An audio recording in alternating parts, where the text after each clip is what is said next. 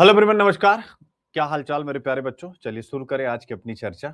और आज की चर्चा में जिन टॉपिक्स पर हम लोग बातचीत करेंगे उनमें जो सबसे महत्वपूर्ण होगा, कई हैं, बट आप सबको पता है कि जीडीपी का जो बेस ईयर है वो चेंज कर दिया गया है। और उस चेंज किए गए बेस ईयर के ऊपर अब पहली बार जीडीपी का आकलन किया गया है कि जीडीपी की ग्रोथ रेट कितनी रहेगी।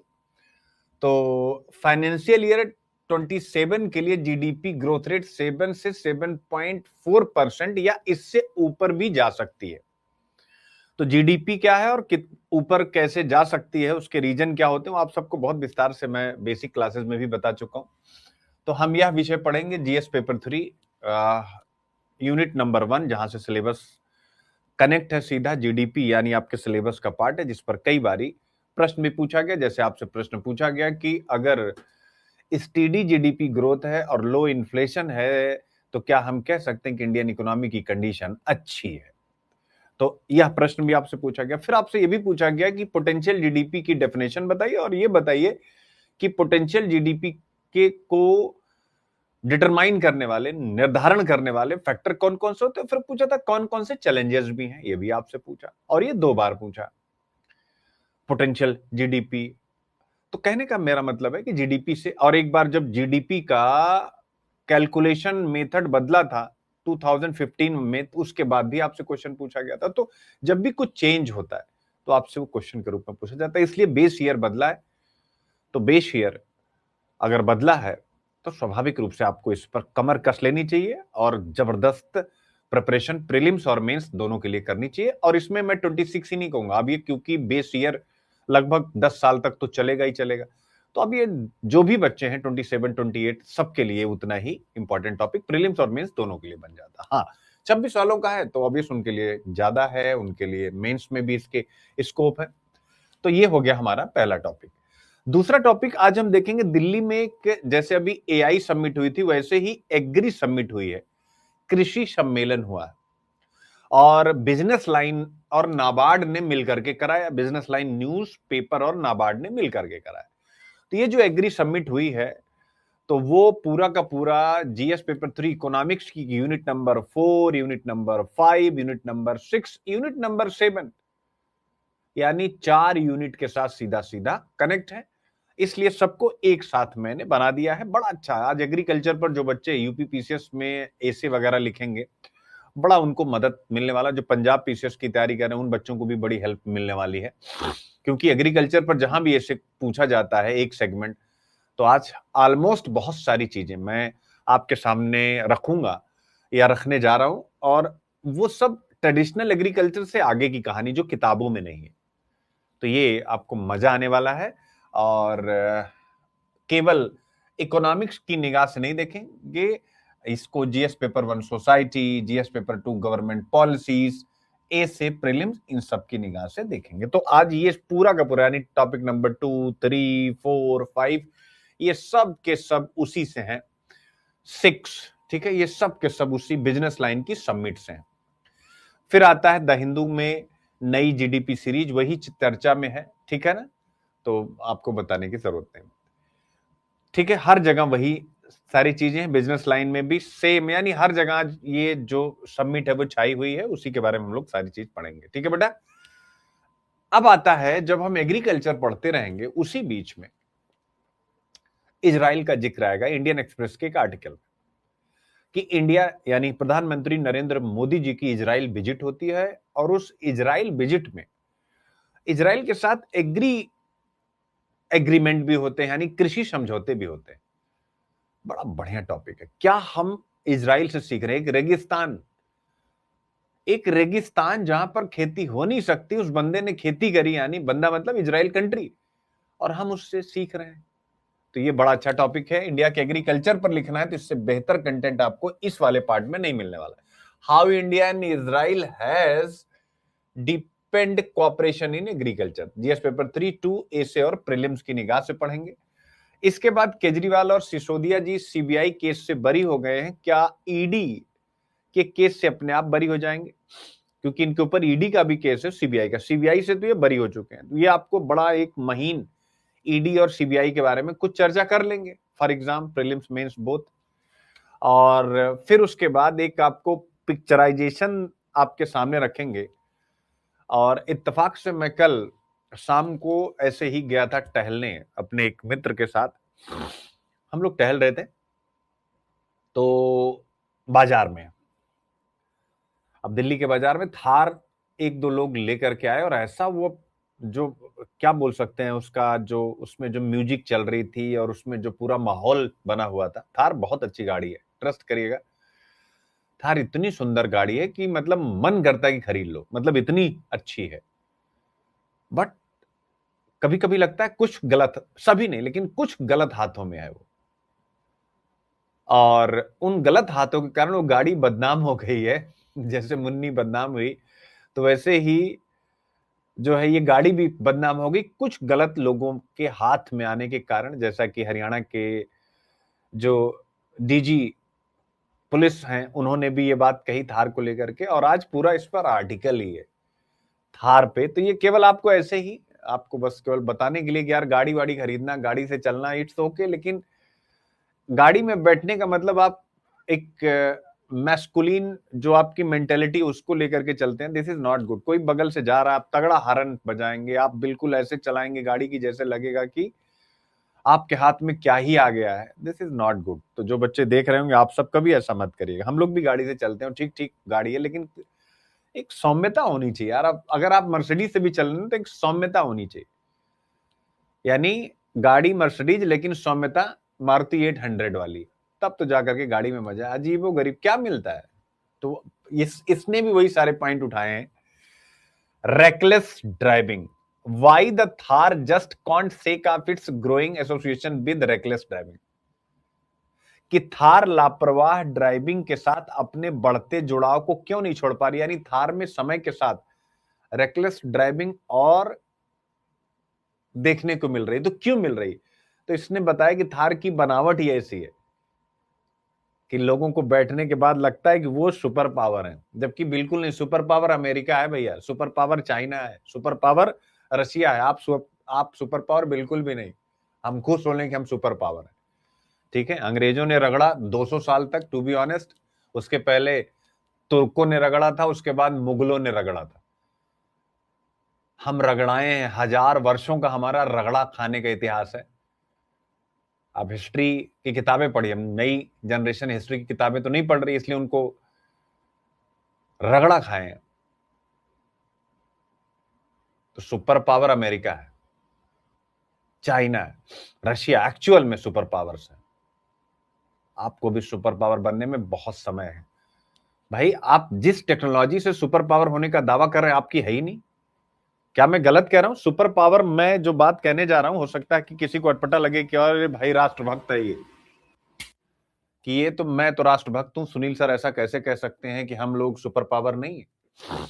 बिल्कुल नहीं है आप सुपर पावर। आप हैं परचेजिंग पावर पैरिटी में, क्रय शक्ति क्षमता में आप सुपर पावर है। क्या है, क्रय शक्ति क्षमता में आप सुपर पावर है, आपको कोई रोक नहीं सकता। आप पॉपुलेशन में सुपर पावर है, डेमोग्राफिक डिविडेंड में आप सुपर पावर है, बिल्कुल है, कौन मना करता है। 100% आप सुपर पावर है। दुनिया की सबसे बड़ी डेमोक्रेसी आप रन करते हैं, आप सुपर पावर है। लेकिन जैसे ही दूसरों से आगे निकलने की बात आएगी, वहां पर आप बिल्कुल सुपर पावर नहीं। क्योंकि जिस देश के पास टेक्नोलॉजी नहीं है, जिस देश के पास तकनीक नहीं है, वो देश सुपर पावर कैसे बन सकता है। आप कहते हैं हमने इस देश को रौंद के रख दिया, राफेल किसका है। मिग कैटेगरी के जितने भी एयरक्राफ्ट हैं वो किसके हैं। अमेरिका से आप किस प्रकार के एयरक्राफ्ट की उम्मीद कर रहे हैं। आप सोचिए, आपके पास आपका क्या है। अब ये मत कहिए सर हमारे पास एक अपनी ब्रह्मोस है, आपके पास ब्रह्मोस है, और भी मिसाइल्स हैं, लेकिन कंपेयर कीजिए आप। तो आप टेक्नोलॉजी में, और केवल डिफेंस टेक्नोलॉजी में नहीं, आप जितनी भी टेक्नोलॉजीज हैं, इंफॉर्मेशन टेक्नोलॉजी से लेकर के नैनो टेक्नोलॉजी से लेकर के एआई तक, स्पेस टेक्नोलॉजी तक, आप कहां एग्जिस्ट करते हैं in compare of America, in compare of.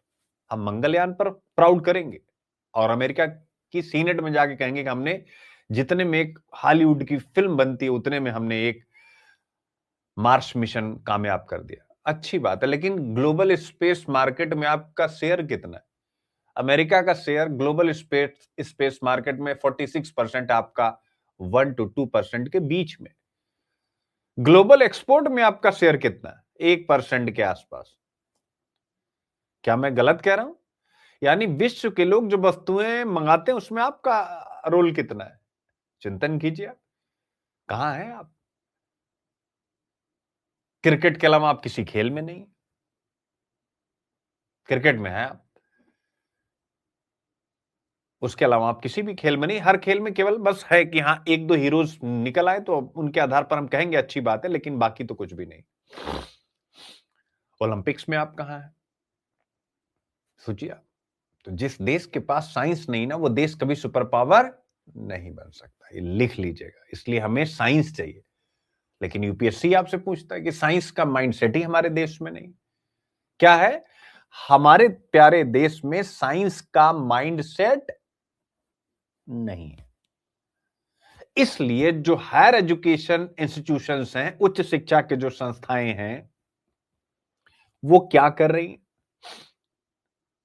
Higher education institutions क्या कर रही हैं? वो अपने यूनिवर्सिटी में, कॉलेजेस में किन कोर्सेस को ज्यादा तवज्जो दे रही हैं? मैनेजमेंट को, इंजीनियरिंग को, अदर कोर्सेस को, लेकिन साइंस को नहीं। बिकॉज साइंस वैसा करियर हिंदुस्तान में नहीं है जैसा अन्य सभी करियर। आप अपने गांव, अपने शहर, अपने कस्बे किसी एक साइंटिस्ट का नाम बताइए। मैं कॉमन की बात कर रहा हूं, लोकल साइंटिस्ट की बात बताइए जो लोकल फेमस हो। ऐसा नहीं कि लोग हैं नहीं, लेकिन स्वाभाविक रूप से उनका काम कहां है, पब्लिश कैसे होता है, कौन देखेगा? आपको देखना पड़ेगा। जो आईएएस की तैयारी कर रहे हैं, जो डीएम बनेंगे, आपकी रिस्पॉन्सिबिलिटी है ये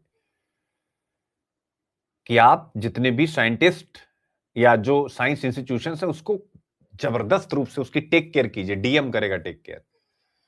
तो आप सब ऐसे डीएम बनेंगे जो साइंस सेंटर्स पर काम करेंगे। आप हारेंगे, लेकिन फिर आप खड़े होंगे, फिर खड़े होंगे, तब जाकर के अपनी उम्र के अंतिम अवस्था में आप एक बहुत बड़ा इकोसिस्टम अपने दम पर खड़ा कर पाएंगे। और बाकी फिर ऐसे ही सभी डीएम करने लग जाए तो कहानी बदल जाएगी। क्या सही कह रहा हूं कि नहीं? आप लोग चिंतन करते रहिए, फिर आगे बढ़ते हैं। तो थार गाड़ी, रेकलेस ड्राइविंग माइंडसेट, ये क्या है? ये वही माइंडसेट है जिस पर यूपीएससी ने 2013 में क्वेश्चन भी पूछा था। कॉलोनियल मेंटेलिटी, अंग्रेजों की मानसिकता। मैं नहीं कह रहा हूं 2013 में, 14 में। कब पूछा था? 14 में शायद पूछा था या 13 में? बताना जरा, कमेंट करना। पूछा था क्या कॉलोनियल मेंटेलिटी, औपनिवेशिक मानसिकता इंडिया की ग्रोथ में एक बाधा है, कॉन्स्ट्रेंट है? कॉलोनियल मेंटेलिटी यही। आपके पास थार है, सामने वाले के पास मारुति 800 है, आप जीने मत दीजिए उसको। या कोई सी भी आपके पास कार है, बड़ी कार, आपके पास मर्सिडीज, आप उड़ा दीजिए। आपके पास पैसे हैं, आप बाहर आ जाएंगे। तो कहने का मेरा मतलब है, this is also a type of colonial mentality. ठीक है? एलीट मानसिकता से ग्रस्त है। जबकि हम सब के लिए जो सबसे बेहतर क्या है इंडियन कल्चर में, वेदों में, वसुधैव कुटुंबकम। तो 800 वाला भी हमारा दोस्त है, बाइक वाला भी हमारा भाई है, और जो मर्सिडीज वाला है वो भी हमारा भाई। लेकिन ये है ही नहीं, एक अजीब सा एरोगेंस जो कि तुमने अपनी मेहनत से नहीं कमाया। ट्रस्ट करिएगा, खानदानी पैसा चला आ रहा है, पीढ़ी दर पीढ़ी। भाई आपके जमीनें थी, आपने, आपके घर में बिजनेस था, आपको 14-15 साल की उम्र में गाड़ी, आपकी मेहनत का नहीं है वो, आपके दादा परदादा, आपके, वो आपके भाग्य का है। तो जो भाग्य से ये सब प्राप्त करता है, गाड़ियां, लग्जरी, उसकी कदर नहीं करता, वो दूसरों की कदर नहीं करता। आप किसी भी जो कर्म से ये सब अचीव किया होगा उससे पूछेगा, वो इतना संभाल के चलता है जिसकी कोई लिमिट नहीं है। जो अपने कर्म से, कर्म फल से चलने वाला व्यक्ति अगर स्कूटी भी खरीदता ना, तो 2 बार पूछता है यार कहीं इसमें कोई खरोच ना आ जाए। तो वो बेचारा दूसरे को क्या टक्कर मारेगा, गलती से लग जाए अलग बात है, वो खुद ही छुपाता हुआ फिरता है कि कहीं कोई मेरे पे ना हो। क्यों? क्योंकि वो उसने बड़ी मेहनत से कमाया उसको। लेकिन अगर आप पारिवारिक रूप से आपको मिल रहा है, आपकी कोई मेहनत नहीं, तो आपको उसकी कदर नहीं, या तो परिवार में सिखाया नहीं गया कि हर एक व्यक्ति उतना ही महत्वपूर्ण है जितना आप, यानी रोल क्या कह सकते हैं, एक चैप्टर होता था हमारे टाइम पे, पता नहीं अभी आप आज की जनरेशन को है कि नहीं, यूपी बोर्ड में था वो, रूल ऑफ द रोड। ये चैप्टर था, एक चैप्टर था रूल ऑफ द रोड, और उसकी समरी थी कि अगर आप रोड पे टहल रहे हैं, वॉक कर रहे हैं, और आपके हाथ में स्टिक है, जैसे अमूमन लोग वॉक करते समय स्टिक लेते हैं, अपनी स्टिक को उतना ही आप मूव कीजिए जिससे सामने वाले को हर्ट ना हो। तो ये जो रूल ऑफ द रोड जैसे जो एथिकल ड्रिवन चैप्टर्स थे, वो चैप्टर हमें क्या सिखाते हैं कि अगर आपके पास थार है या आपके पास कोई भी कार है, तो आप उसको रोड पे वैसे ही चलाइए जो उस रोड का रूल है। और भी लोग हैं वहां पर जो आपके पार्टनर है। पार्टनर मींस वो भी इस डेमोक्रेसी के एक हिस्सा। आपकी एक छोटी सी गलती से 2 लोगों की जान चली जाए, 1 लोगों की जान चली जाए, आप समझ सकते हैं, आप पैसे वाले छूट जाएंगे। लेकिन आप बैठ करके केवल आंख बंद करके एक बार सोचिए कि क्या आप जान दे सकते हैं किसी को? यार यही एक ऐसी चीज है जहां साइंस भी हार गया। आप किसी को जान दे नहीं सकते तो आपको लेने का कोई हक नहीं। क्या ये बात सोचने लायक है नहीं कि अगर आप दे नहीं सकते तो आपको लेने का हक नहीं, और वो भी रेकलेस ड्राइविंग के थ्रू, तो बिल्कुल भी नहीं। ठीक है, चलिए, तो अच्छा है, इसलिए मैंने कहा चलो आप लोगों को इसी बहाने थोड़ा नई पीढ़ी को मैं जागरूक भी कर दूं।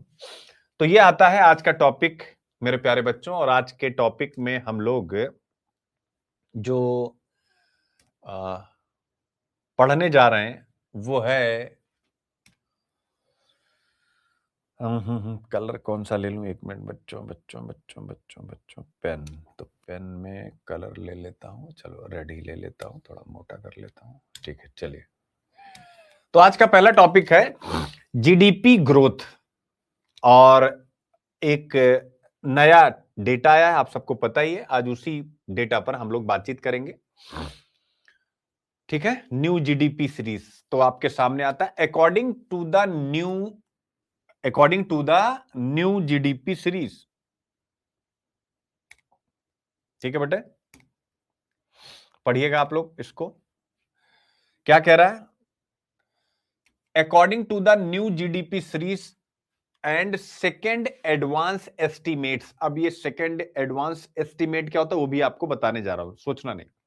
बस आपको अभी इतना ध्यान रखना है कि जो न्यू जीडीपी सीरीज आई है उसके अकॉर्डिंग फाइनेंशियल ईयर जो 25 और 26 है, जिसका इकोनॉमिक सर्वे आप पढ़ चुके हैं, फाइनल डेटा आने में थोड़ा समय लगता है, वो रहेगी 7.6% न्यू जीडीपी सीरीज के अनुसार। ठीक है, और अगर हम नेक्स्ट ईयर का देखें जिसका बजट अभी आया है, यानी इस ईयर का, तो 26-27 का रहेगा 7% से 7.4% के बीच में।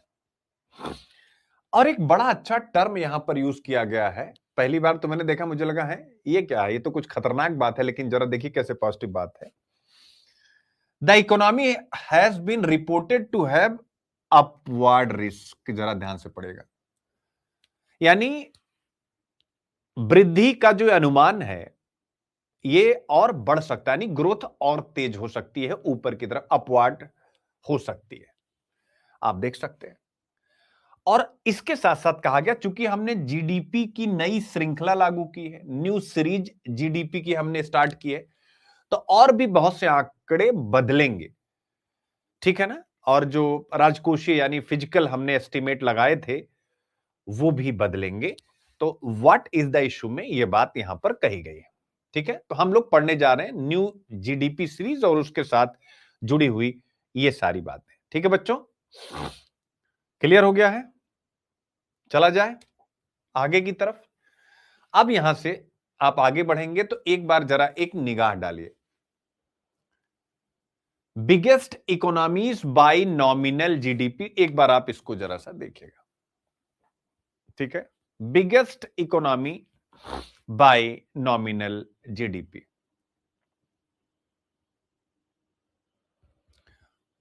और उसमें इंडिया कहां है?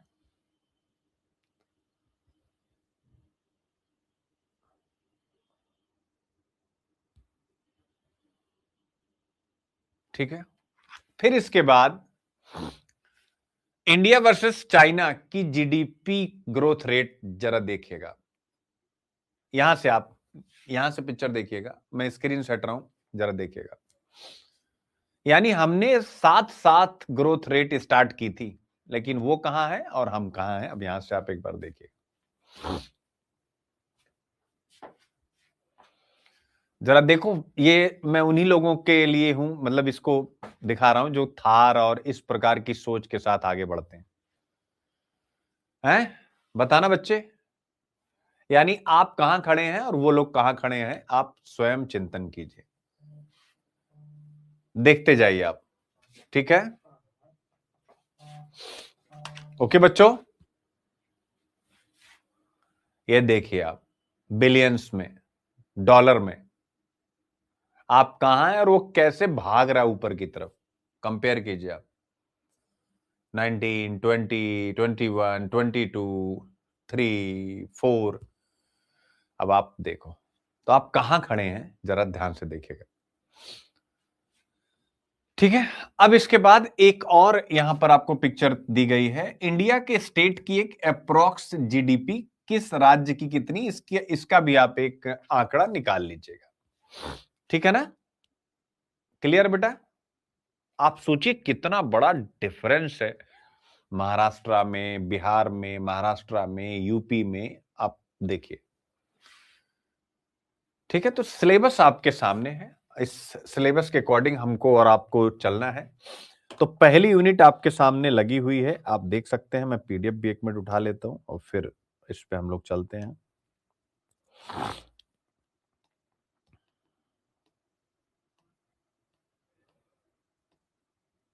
ठीक है, तो इंडियन इकोनॉमी और इसी यूनिट से मेरे प्यारे बच्चों जीडीपी का सीधा सीधा संबंध है, और इस पर लगातार प्रश्न पूछे गए। एक बार मैं प्रश्नों का जिक्र कर दूं, देख सकते हैं। पहला प्रश्न आपके सामने आता है, पूछा गया था कि जीडीपी की जो मेथोडोलॉजी है 2015 से पहले कैसी थी और 2015 के बाद कैसी हो गई, जीडीपी गणना की जो मेथोडोलॉजी है, यानी जीडीपी की जो हम गणना करते हैं। पूछा तो अब ऑब्वियस है, नई चीज, नया बेस ईयर आपके सामने आ गया। फिर वही प्रश्न 2020 में कि जीडीपी और उस जीडीपी को बढ़ाने के कौन कौन से फैक्टर होते हैं। तो आप देखेंगे अभी कि भाई जब जीडीपी ग्रोथ हम बता रहे हैं कि अपवार्ड रिस्क है, यानी तेजी से और भी आगे बढ़ सकती है, तो कौन से फैक्टर हैं जो जीडीपी को बढ़ाते हैं, वही इस क्वेश्चन में है। What are the factor that have been inhibiting India from realising its potential GDP. उसके पहले देखिए, define potential GDP and explain its determinants. यानी जीडीपी बढ़ाने के कौन कौन से कारक होते हैं, जो कारक होते हैं उन्हीं के आधार पर यह डेटा कह रहा है कि अपवार्ड रिस्क है, यानी कि तेजी से, अनुमान से भी अधिक हो सकती है। फिर आता है 2019 सेम, कि क्या लो इन्फ्लेशन और स्टीडी जीडीपी ग्रोथ के कारण हम कह सकते हैं इंडियन इकोनॉमी अच्छी स्थिति में है। ऑब्वियस है, ये कंडीशन अच्छी स्थिति की होती है, तो हम कह सकते हैं। इस प्रकार के प्रश्न आपसे पूछे गए हैं जो हम लोग यहां पर डिस्कस करेंगे मेरे प्यारे बच्चों। तो इसका मतलब है कि आज हम ये समझेंगे कि देश की इकोनॉमी को मापा कैसे जाता है, जीडीपी अचानक क्यों बदल जाती है, ग्रोथ 7.6% होने का एक्चुअल मीनिंग यानी असली मतलब क्या है, और सबसे महत्वपूर्ण जो मैंने आपको बताया कि यूपीएससी इस टॉपिक से क्या पूछेगा, और उस पर एक मॉडल क्वेश्चन आपके सामने रखूंगा। तो सबसे पहले यानी आपको समझना होगा कि एक्चुअल में जीडीपी है क्या। ठीक है, जीडीपी होती क्या है? ग्रॉस डोमेस्टिक प्रोडक्ट, यानी देश की सीमा के अंदर एक वर्ष में बनी सभी फाइनल गुड्स एंड सर्विसेज की टोटल प्राइस, यानी कुल कीमत। क्लियर है? तो ये सब आप लोगों को बहुत विस्तार से पढ़ाया गया है।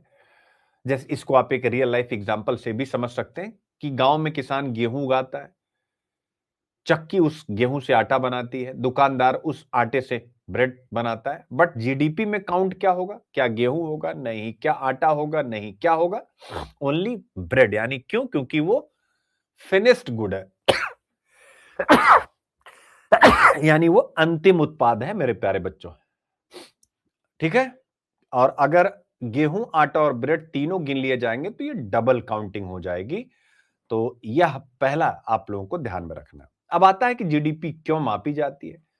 ये भी आपको पता होना चाहिए कि जीडीपी क्या है और ये क्यों, यानी वाई, क्यों इसको हम इसका मेजरमेंट क्यों लेते हैं। ऑब्वियसली गवर्नमेंट को ये जानना होता है कि देश अमीर हो रहा है या गरीब हो रहा है, एम्प्लॉयमेंट जनरेट हो रही है या नहीं हो रही है, टैक्स कितना मिलेगा, कितना कर्ज लिया जा सकता है। इसलिए जीडीपी केवल एक इकोनॉमिक डेटा यानी आर्थिक आंकड़ा नहीं है, पूरी पॉलिसी की फाउंडेशन है। क्या है? पूरी पॉलिसी की फाउंडेशन। ठीक है? अब आते हैं जीडीपी की नई सीरीज, यहां पर है जीडीपी की न्यू सीरीज। ये इंपॉर्टेंट है। ये इसका मतलब क्या हो गया? जीडीपी न्यू सीरीज का मतलब कि भारत ने जीडीपी का जो बेस ईयर था, वो बेस ईयर अब क्या कर दिया है बच्चों? चेंज कर दिया। वो चेंज कर दिया है। पहले था बेस ईयर कितना, बताते चलिए, आप लोगों को रटा होगा, 11 12 था। अब बदल करके 20 22 और 23 कर दिया गया। क्यों कर दिया गया? और तो वो तो अभी आगे हम पढ़ेंगे, लेकिन 22 और 3 को क्यों बेस ईयर लिया गया था, मैंने डिटेल में आप लोगों को पढ़ाया हुआ। इसलिए चूंकि इस साल इकोनॉमी स्टेबल थी, सिंपल सी बात है। 22 23। अब आता है बेस ईयर बदलने की जरूरत क्यों पड़ती है, वाई। हम आखिर क्यों 11 12 से 22 23 की तरफ जाते हैं, क्यों? क्योंकि अगर हम पहले का इंडिया देखें तो क्या यूपीआई था? ध्यान से देखिएगा, 2011 का जो बेस था हमारा, तो क्या उस समय यूपीआई था? क्या उस समय डिजिटल इकोनॉमी थी? क्या उस समय ई कॉमर्स था? क्या उस समय फॉर्मल सेक्टर में एक्सपेंशन था? बोलो भाई। यानी 2011 जब हम आधार वर्ष ले रहे थे, उस समय का भारत डिजिटलाइजेशन बहुत कम था, स्टार्टअप्स बहुत कम थे, यूपीआई वगैरह बहुत कम था। तो इसका मतलब हम 11 12 वाले 11 12 वाले बेस ईयर से पुराने चश्मे से दुनिया देख रहे थे। इसीलिए जीडीपी का रीबेस किया गया, यानी पुनः से एक बेस बनाया गया है। पॉइंट इज क्लियर बेटा? ठीक है? अब आता है कि आप कहेंगे कि सर जो न्यू, ये देख सकते हैं पर्पज ऑफ, ठीक है ना, क्यों किया जाता है। अब आता है कि क्या नया है, what is new in new GDP series. New GDP series में what is new, what is new यानी क्या नया है। तो अब जीडीपी के कैलकुलेशन में ऑब्वियस है जीएसटी का डेटा शामिल है। पहले शामिल था क्या? अब कारपोरेट जो फाइल करता है वो सारी चीजें, टैक्स से लेकर के हर चीज, डिजिटल ट्रांजैक्शन जो हो रहे हैं यूपीआई, वो भी शामिल है। जो सर्विसेज इकोनॉमी है वो सब शामिल है। फॉर्मलाइजेशन, जो इकोनॉमी का फॉर्मलाइजेशन हो रहा है, यानी इनफॉर्मल से फॉर्मल हो रही, वो सब डेटा भी तो शामिल है।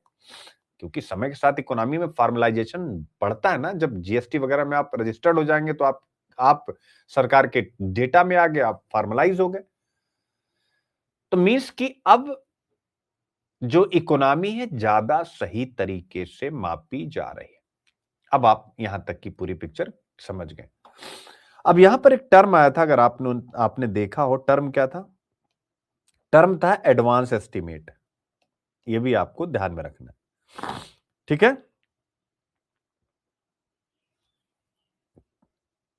India's economic growth,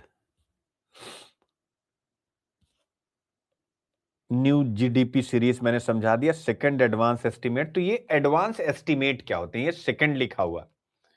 new GDP series तो आप लोगों को समझ में आ गई। अब क्या कह रहा है कि ये जो सेकेंड एडवांस एस्टिमेट। तो सबसे पहले समझिए एडवांस एस्टिमेट क्या होते हैं। मेरे बच्चों, जैसे 26 27 का फाइनेंशियल ईयर 1 अप्रैल से चालू हो जाएगा, तो क्या हम उस साल की 2026 और 27 की जो जीडीपी है तुरंत बता सकते हैं क्या? बोलिए, क्या हम उसकी जीडीपी तुरंत बता सकते हैं? आप कहेंगे नहीं। तो फिर क्या होगा? सरकार एक अनुमान लगाएगी। और वह अनुमान कैसे लगाएगी? ऑब्वियस है, फर्स्ट एडवांस एस्टीमेट, फिर ये सेकंड आएगी, दो लगाएगी। यानी फर्स्ट एडवांस एस्टीमेट होगा, फिर उसके बाद होगा सेकंड एडवांस एस्टीमेट, जो अभी वाला है, ये जो आज आप पढ़ रहे हैं, जिसके आधार पर कहा गया फाइनेंशियल ईयर 25-26 में 7.6% की जीडीपी ग्रोथ होगी। तीसरा होगा प्रोविजनल एस्टीमेट और चौथा होगा फाइनल एस्टीमेट। तो ये 4 प्रकार के एस्टीमेट लगते हैं। तो अभी जो ये 7.6% की ग्रोथ आई है, वो सेकंड एडवांस एस्टीमेट पर बेस्ड है, याद रखिएगा। ठीक है ना? अब आता है 7.6% का जो असली मतलब है। यानी ये 7.6% क्या दिखाता है? इसका मतलब है, नंबर 1, कि इंडिया की इकोनॉमी की जो ग्रोथ है वो बहुत अच्छी चल रही है। सेकंड, इकोनॉमी में डिमांड मजबूत है। ठीक है ना? और डिमांड अगर अच्छी होती है तो इन्वेस्टमेंट अच्छा होता है, यानी निवेश भी मजबूत है, और सर्विस सेक्टर बहुत तेज गति से काम कर रहा है। और इसीलिए भारत दुनिया की फास्टेस्ट ग्रोइंग मेजर इकोनॉमी बना हुआ है। आई होप आप इसको समझ गए। ठीक है ना? क्लियर है? अब आता है कि आप लोगों को मैं कॉन्सेप्ट पढ़ा ही चुका हूं, जीडीपी ग्रोथ के इंजन। यानी जीडीपी इंडिया की जो भी बनेगी, हमेशा उसमें सबसे बड़ा योगदान किसका रहेगा? प्राइवेट फाइनल कंजम्पशन एक्सपेंडिचर का। यानी हम सब जो कंज्यूमर होते हैं, 60% रहेगा कि नहीं? दूसरा होता है जीएफसीएफ का, जो अभी आपने निवेश के रूप में मैंने शब्द बोला ना, निवेश, तो जीएफसीएफ यानी ग्रॉस फिक्स्ड कैपिटल फॉर्मेशन जो होता है 33%। तो आप देख सकते हैं लगभग हमारी इकोनॉमी इन्हीं दो से चल रही है, और यही दोनों फैक्टर यहां पर बहुत तेजी के साथ काम कर रहे हैं, याद रखिएगा। ठीक है? क्लियर है? तो इसका मतलब इकोनॉमी का मोमेंटम बहुत स्ट्रांग है। एक चीज ये हो गया। अब आता है, यहीं पर एक डेटा आया था कि फाइनेंशियल ईयर 26-27 का भी प्रोजेक्ट कर दिया गया है 7 से 7.4% रहेगी। यानी सरकार कह रही है कि आने वाला जो साल है वो भी मजबूत रहेगा, जो 1 अप्रैल से लागू हो जाएगा। ठीक है ना? अप यानी अपवार्ड रिस्क, मतलब कि ग्रोथ 7.4% से ऊपर भी जा सकती है। क्यों? क्योंकि सरकार इंफ्रा पर खूब खर्च कर रही है। तो सरकार इंफ्रा पर खर्च कर रही, तो इसका मतलब क्या होगा? इसका मतलब हो गया, ये जो आपने जीएफसीएफ अभी देखा था, जो मैंने बताया, तो जीएफसीएफ में एक प्लेयर गवर्नमेंट होती है, एक होता है प्राइवेट, यानी दोनों इन्वेस्ट करते हैं ना। तो वही यहां पर कहा गया कि ग्रोथ 7.4% से ऊपर जा सकती है, मींस कि इंफ्रा की स्पेंडिंग बढ़ रही है, मैन्युफैक्चरिंग को पुश मिल रहा है, सर्विस बूम पे है, और स्टेबल इन्फ्लेशन है। तो आप देख सकते हैं स्टेबल इन्फ्लेशन है, लो इन्फ्लेशन है, तो इकोनॉमी अच्छी कंडीशन में है। उस प्रश्न का भी उत्तर यहां पर आपको बताया गया। फिर उसके बाद फिर आप जब डिटेल में आएंगे तो आर्टिकल में डिस्कस किया गया है कि किस सेक्टर की कितनी ग्रोथ रेट है। ठीक है ना? ये सारी, ठीक है ना, किस सेक्टर की कितनी ग्रोथ है। तो प्राइमरी सेक्टर, इकोनॉमी के 3 सेक्टर हैं मेरे प्यारे बच्चों। कौन कौन से? प्राइमरी, सेकेंडरी और टर्शियरी। ठीक है ना? तो सेकेंडरी, मैन्युफैक्चरिंग, बहुत सारी चीजें यहां सब दी गई हैं। टर्शियरी, फिर प्राइमरी। तो प्राइमरी सेक्टर के बारे में कहा गया है कि ग्रोथ धीमी है। क्यों? क्योंकि भारतीय कृषि आज भी मानसून के साथ जो है, मानसून का जोखिम है, इसको पकड़े रहेगा। तब इजराइल वाला बताऊंगा, तब आपको और मजा आएगा। ग्रोथ धीमी है क्यों? क्योंकि मानसून का जोखिम है। और उत्पादकता आपके यहां पता ही है कि चाइना वगैरह के मुकाबले प्रोडक्टिविटी, यानी एक हेक्टेयर में जितना चाइना पैदा करता है धान गेहूं, उतना हम नहीं कर पाते हैं। तो ये 2 इश्यू हैं हमारे पास। क्लियर है? तो ऐसे में ये जो हाई जीडीपी है, इसका मतलब ये नहीं है कि फार्मर प्रॉस्पेरस हो रहे हैं या समृद्ध हो रहे हैं। तो जीडीपी हाई है तो इसका ये मतलब नहीं है कि फार्मर्स की भी प्रॉस्पेरिटी बढ़ रही है, क्योंकि उनकी हालत तो खराब है। इसका मतलब जीडीपी प्राइमरी सेक्टर के बजाय अन्य सेक्टर्स पर तेजी के साथ रन कर रही है। और हम कह सकते हैं, जो 2017 में आपसे ऐसे पूछा था कि भारत में मैक्सिमम फार्मर्स, अधिकतर किसानों के लिए जो एग्रीकल्चर है वो लाइवलीहुड का अच्छा सोर्स अब नहीं रह गई है, ये न्यू एस्टिमेट भी बता रहा है, जो आपके सामने मैंने डिस्कस किया कि high GDP is not equal to farmer prosperity. अब आता है, ऑब्वियस है, सेकेंडरी और टर्शियरी सेक्टर, जो इसके जो है मेन मैन्युफैक्चरिंग लेड ग्रोथ हो रही है।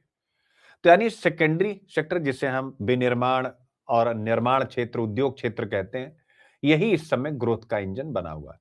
क्यों? क्योंकि सरकार पीएलआई स्कीम लाई है, इंफ्रा में खूब इन्वेस्टमेंट कर रही है और हाउसिंग क्षेत्र बूम पे है, तो जॉब भी यहां से आता है और जॉब आ भी रहा है।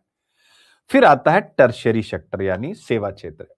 भारत की असली ताकत यही है, IT, finance, trade, digital services. आज इंडिया सर्विस लेड इकोनॉमी है, जो यह डाटा भी दिखाता है। आई होप आप समझ गए हैं कि किस प्रकार से आपको देखना है। बस बाकी सब यहां पर डिटेल से दिया गया है, आप इसको पढ़ेंगे, चीजें आपको समझ में आ जाएंगी। ये है प्रश्न, मतलब सब कुछ मैंने समझा दिया, बस आपको केवल इस प्रश्न का आंसर अब ढूंढना है। ठीक है भाई, अब आते हैं हम लोग अगले टॉपिक की तरफ।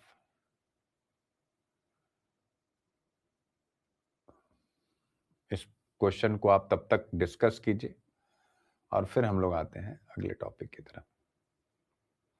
अब आता है पूरा, यानी हम बहुत कुछ पढ़ने जा रहे हैं, वुमेन इन, मतलब बहुत कुछ। ठीक है, तो इस क्वेश्चन का आंसर आपको बना बनाया मिला भी है, आप इसको देख लीजिए। ठीक है बच्चे,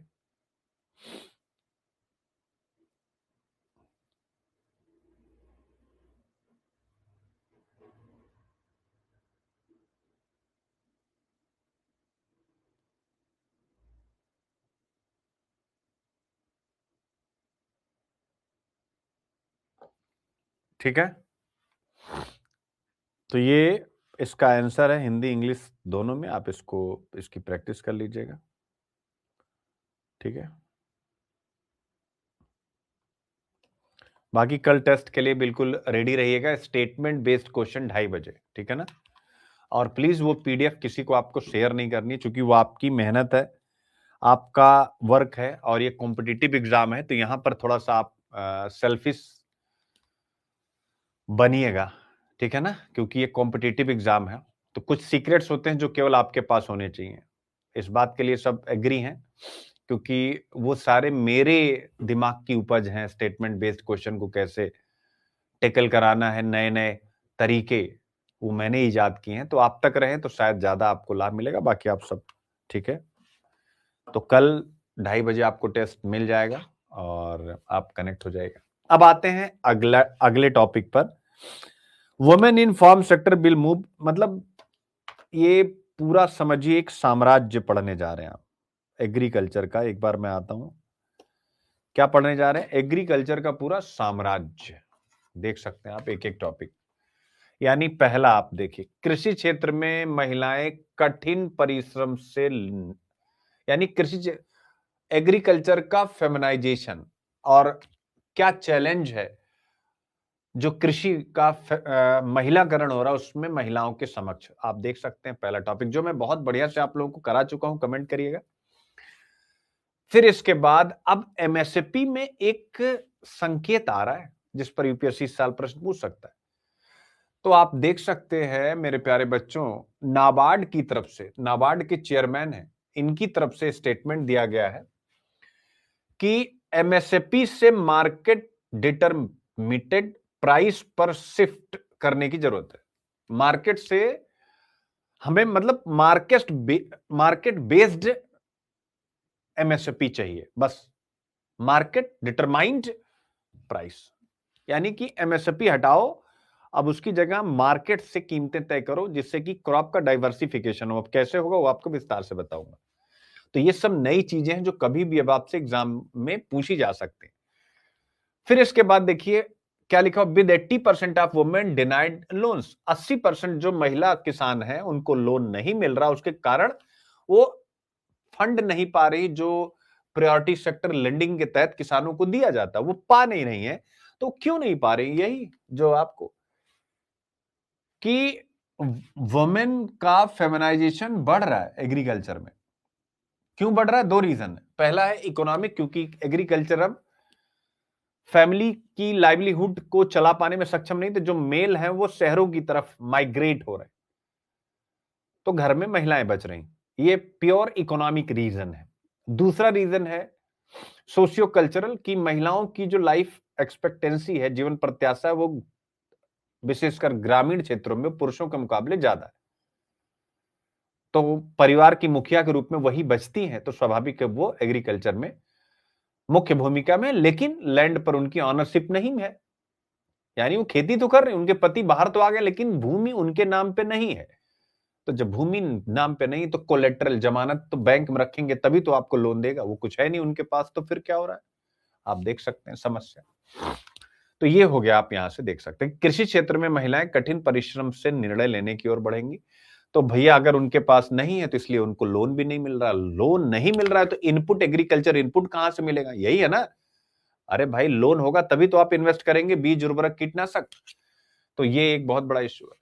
फिर डेयरी सेक्टर पर आपसे जीएस पेपर 3 में सिलेबस है, कौन सा, फूड प्रोसेसिंग और वो सारा।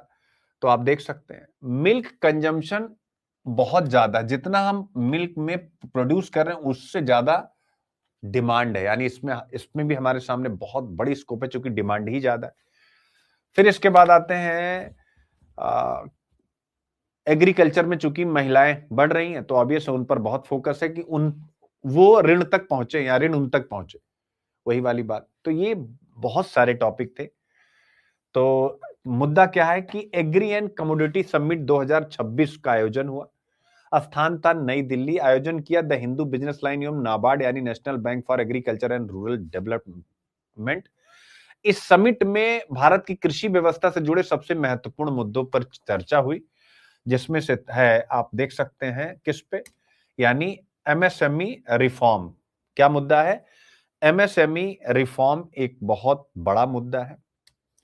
दूसरा, वुमेन फार्मर को कैसे हम इंपावर करें। तीसरा, एग्रीकल्चर में जो वित्त का संकट है उसको कैसे ठीक करें। डेयरी सेक्टर को हम कैसे डिमांड के अकॉर्डिंग डेवलप कर सकें, और डिजिटल एग्रीकल्चर को कैसे हम संभव कर सकें, यानी ड्रोन अगर है तो उसको कृषि में कैसे इस्तेमाल किया जा सके।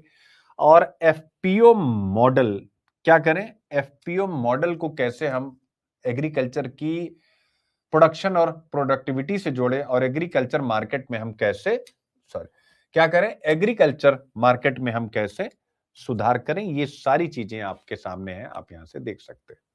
ठीक है बच्चों, तो इन सभी विषयों पर हम लोग बातचीत करने जा रहे हैं, और बातचीत करने जा रहे हैं तो ऑब्वियस है क्यों बातचीत करने जा रहे हैं, जरा उसके बारे में भी आप चिंतन कीजिए। यूपीएससी का पूरा भरा पूरा सिलेबस, वो एक बार आपके सामने रखता हूं सिलेबस।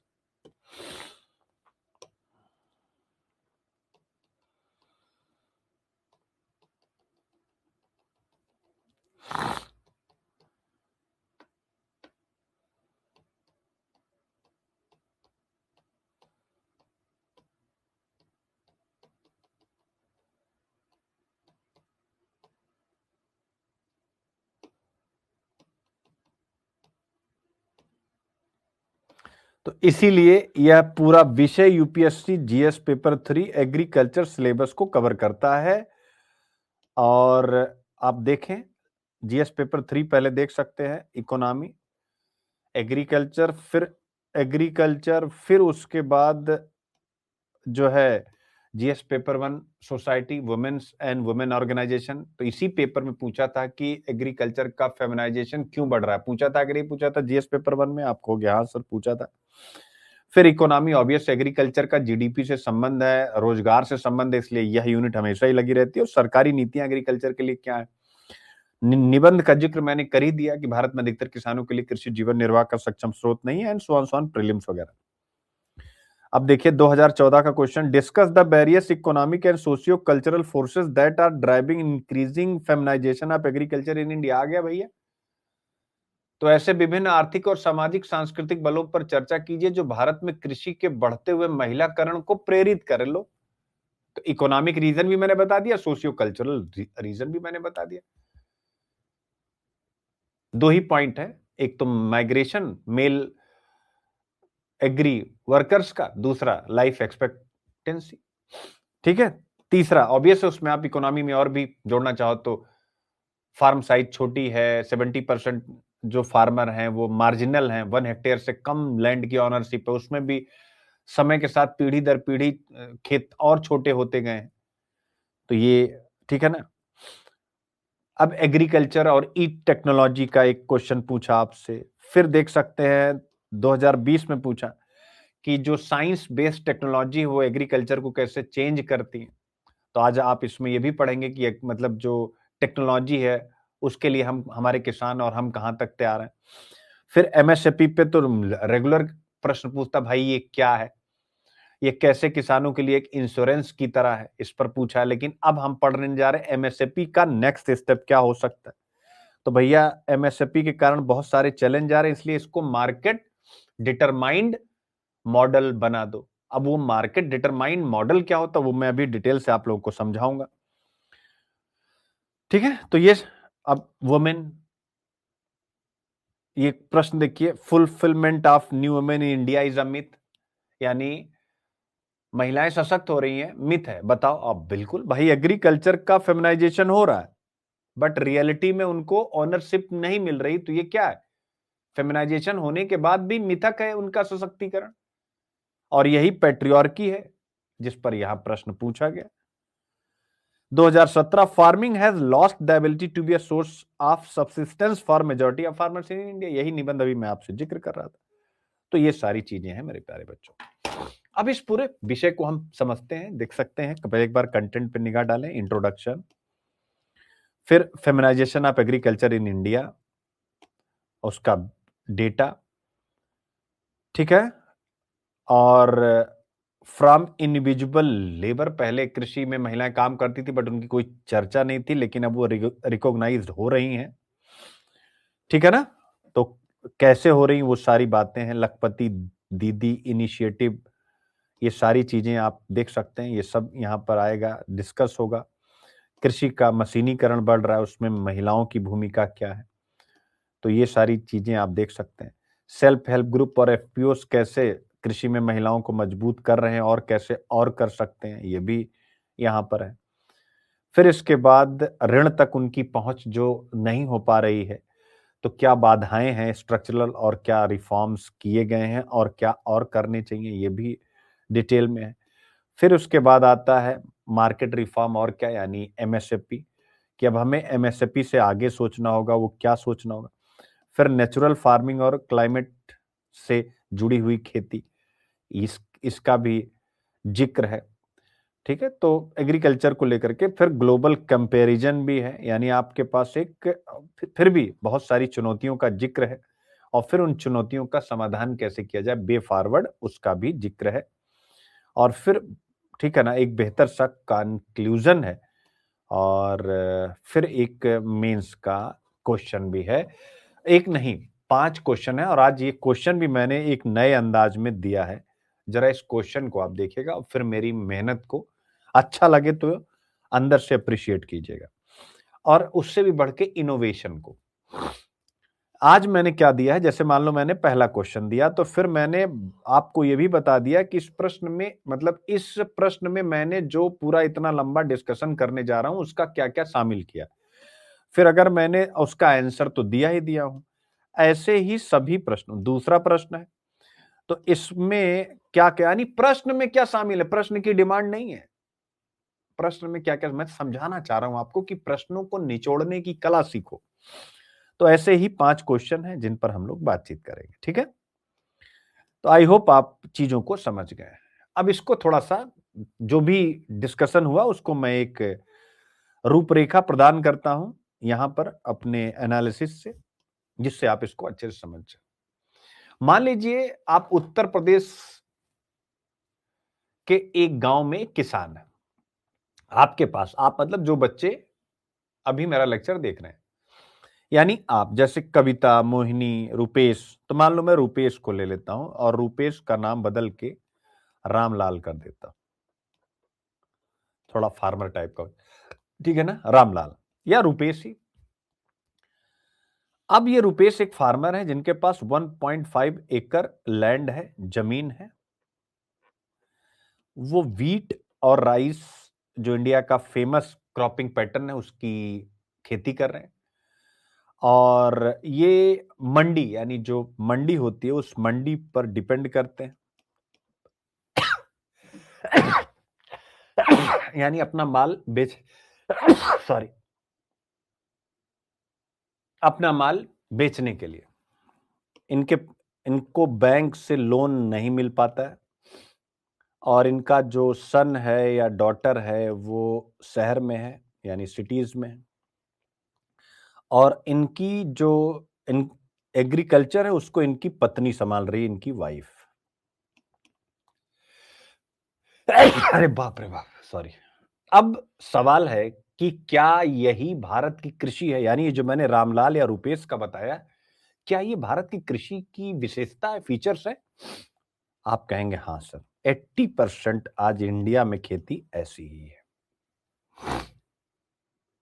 और यही कारण है कि सरकार, गवर्नमेंट, नाबार्ड, नीति आयोग और एग्रीकल्चर इकोनॉमिस्ट सब मिलकर पूछ रहे हैं कि क्या भारत की कृषि इसी मॉडल पर भविष्य में चल सकती है। और इसी सवाल का उत्तर खोजने के लिए मेरे प्यारे बच्चों, आपके सामने एक समिट हुई है और वह समिट आपको मैंने बता दी, ठीक है।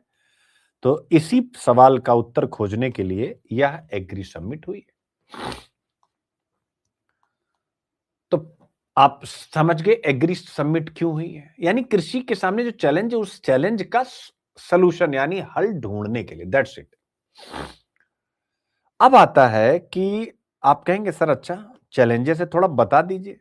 तो इंडियन कृषि का जो फंडामेंटल प्रॉब्लम है वो क्या है, यानी जो मूल समस्या है वो क्या है, फंडामेंटल प्रॉब्लम। तो मेरे प्यारे बच्चों, भारत की कृषि की समस्या उत्पादन नहीं है, यानी ध्यान से समझिएगा, प्रोडक्शन नहीं है, उत्पादन प्रॉब्लम नहीं है। हम एनफ प्रोडक्शन करते हैं, यानी हम पर्याप्त उत्पादन करते हैं। तो आप कहेंगे सर फिर समस्या कहां है, हम कहेंगे भाई बताते हैं, ठीक है, यहां से निकालते हैं। तो समस्या कहां है, प्रॉब्लम कहां है? वो है फार्मर की इनकम कम है, रिस्क अधिक है। भारतीय कृषि मानसून के साथ जुआ है, मानसून आया तो हुई नहीं, तो रिस्क अधिक है। तीसरा, जो डिसीजन है वो फार्मर नहीं लेता,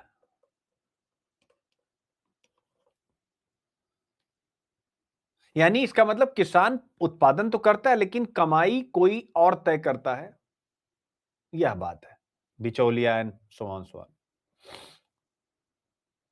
तो जो ओल्ड कृषि है, अब इसको समझने के लिए, मूल समस्या को समझने के लिए हमारा ओल्ड एग्रीकल्चर स्ट्रक्चर समझना पड़ेगा, ओल्ड एग्री स्ट्रक्चर। तो मेरे प्यारे बच्चों, ओल्ड एग्री स्ट्रक्चर जो था वो क्या था, आप देखेंगे तो प्रोडक्शन। इस बार फसल बहुत अच्छी हुई रामलाल, तो प्रोडक्शन सेंट्रिक एग्रीकल्चर क्या है, प्रोडक्शन सेंट्रिक एग्रीकल्चर, यानी हमारा जो ओल्ड एज, या हम कहें जो हमारी परंपरागत कृषि की पद्धति है वो थी प्रोडक्शन सेंट्रिक एग्रीकल्चर, यानी उत्पादन ही होना चाहिए बस, बाकी और किसी चीज से कोई मतलब नहीं। अब प्रोडक्शन सेंट्रिक एग्रीकल्चर को जरा आप स्टेप बाय स्टेप समझिए।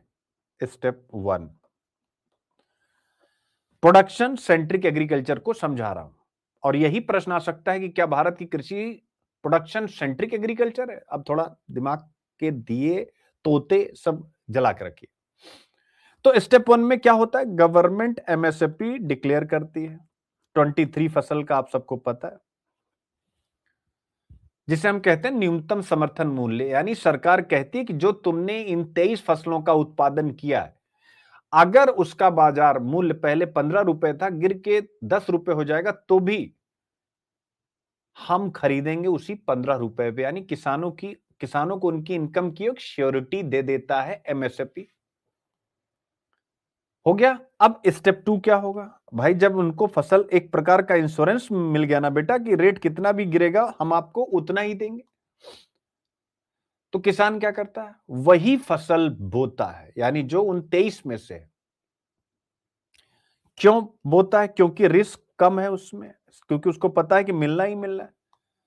इसलिए जो पंजाब है वो वीट यानी गेहूं पैदा करता है, हरियाणा जो है वो राइस यानी या पैडी यानी धान पैदा करता है, और जो वेस्टर्न यूपी है वो शुगर केन यानी गन्ना पैदा करता है। हालांकि गन्ना के लिए एक अलग प्राइस आती है जिसे हम कहते हैं एफआरपी। ठीक है, तो ये आप देख सकते हैं, यानी हमारा क्रॉपिंग पैटर्न रिजिड हो जाता है। और आप धान और गेहूं, आपके मन में आ सकता है अगर आप नए एस्पिरेंट होंगे, सर 23 फसलों की बात हुई ना, आपने तो केवल 2 ही फसल का जिक्र किया। ठीक है, आपने तो 2 ही फसल का जिक्र किया। तो भैया धान और गेहूं ही क्रॉप एमएसपी के तहत सबसे ज्यादा बोया जा रहा है। क्यों? क्योंकि इनका प्रोक्योरमेंट सिस्टम अच्छा है, फूड कारपोरेशन ऑफ इंडिया खरीदता है, और पीडीएस के तहत यही दिए जाते हैं। इसलिए किसानों की जो इनकम इससे और सर्टेन हो जाती है, इसलिए ये और पैदा किए जा रहे हैं। तो अब आता है स्टेप 3, यानी मेरे प्यारे बच्चों अब इसका आता है स्टेप 3। स्टेप 3 मतलब रिजल्ट, यानी परिणाम क्या हुआ। तो ऑब्वियस फूड सिक्योरिटी मिली इससे, भारत खाद्य सुरक्षा। लेकिन इसके नेगेटिव क्या रहे, वो हो गया वाटर क्राइसिस। हुई कि नहीं हुई? क्योंकि ये वाटर इंटेंस क्रॉप है जो बहुत ज्यादा पानी लेती हैं। दूसरा, जो सॉयल है उसकी क्वालिटी कम हुई, उसका उपजाऊपन कम हुआ, और क्रॉप डाइवर्सिफिकेशन खत्म हो गया। इसलिए इस समिट का जो पहला बड़ा प्रश्न उठा, वो प्रश्न आपके सामने स्क्रीन पर ही है। पहला प्रश्न कि क्या एमएसपी मॉडल भविष्य के लिए पर्याप्त है? ठीक है, तो अब पूरी चर्चा आ गई किस पे, एमएसपी पे मेरे प्यारे बच्चों। तो एमएसपी को समझिए जरा। तो एमएसपी का एम क्या था, सरकार की एक नीति है, उद्देश्य क्या है, और आपके सिलेबस का पार्ट भी, एक बार सिलेबस भी आपको दिखा दूं जिससे आपको और मजा आए। देख सकते हैं सिलेबस में लिखा हुआ है, कहा गया भाई, मिनिमम सपोर्ट प्राइस, न्यूनतम समर्थन मूल्य। ठीक है, सिलेबस में भी लिखा, और आपसे ये यूपीएससी ने प्रश्न भी पूछा।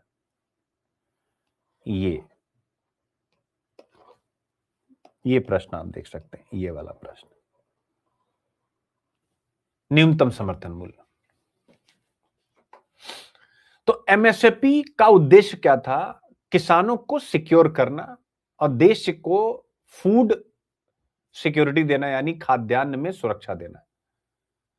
बट समस्या कहां आई, अभी हम स्टेप 3 ही पढ़ रहे बेटा, रिजल्ट वाला, एमएसपी वाला। तो प्रॉब्लम कहां आई, समस्या कहां आई? तो मेरे प्यारे बच्चों, जो 23 फसलों के लिए एमएसपी घोषित किया गया वो तो अच्छी बात है, लेकिन इनमें से जो गवर्नमेंट की तरफ से प्रोक्योरमेंट या जो खरीद की गई वो केवल 2 से 3 फसलों की गई, जो मैंने आपको बताया।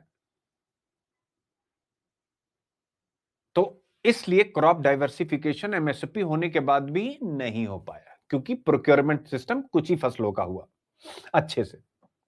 तो पहली प्रॉब्लम यह होगी एमएसपी के साथ। दूसरी प्रॉब्लम क्या हो गई, सरकार के ऊपर एक फिजिकल बर्डन आ गया, राजकोषीय भार आ गया कि भाई सरकार खरीदने के बाद केवल खरीदे, उसको स्टोरेज करे, गोदाम चाहिए उसके लिए, सब्सिडी दे। तो ये सब मिला करके बहुत महंगा हो गया, तो फिजिकल बर्डन आ गया, ये एक।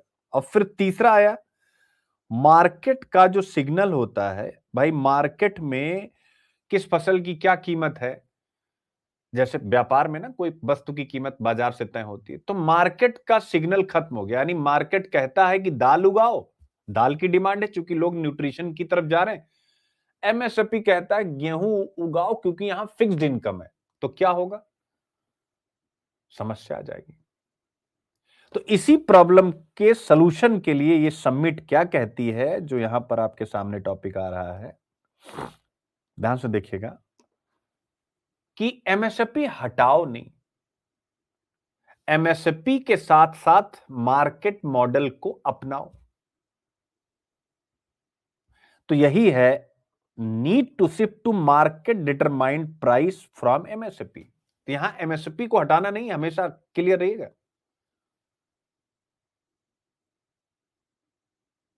तो वो कह रही है कि स्टेप वाइज आप ट्रांजिशन कीजिए, स्टेप वाइज ट्रांजिशन।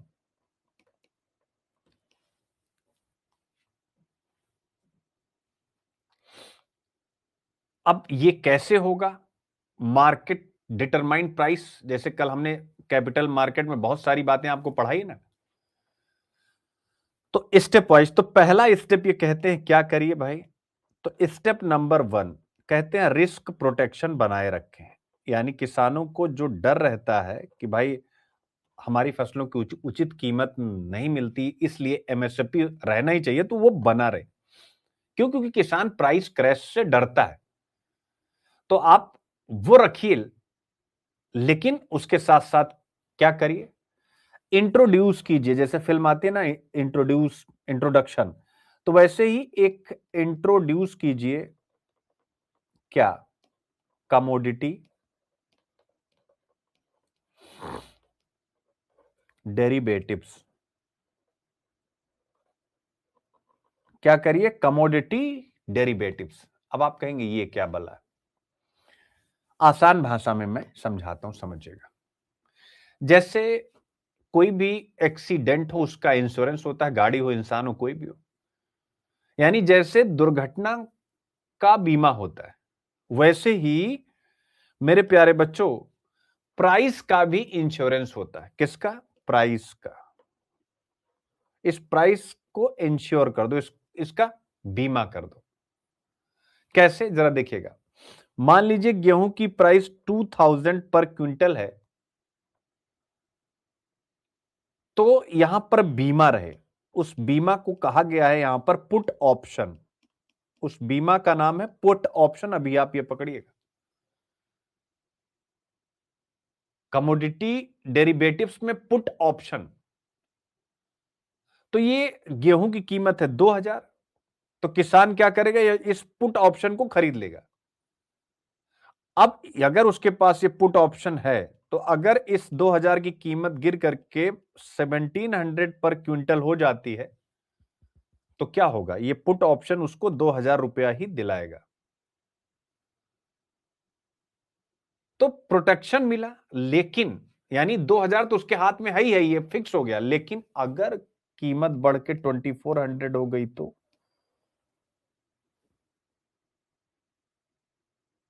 कीमत बढ़ भी तो सकती है ना, बाजार आधारित। तो फायदा किसान का होगा कि नहीं, कि भैया जहां तुम 2400 के एमएसपी पर सॉरी 2000 के एमएसपी पर बेचने जा रहे थे,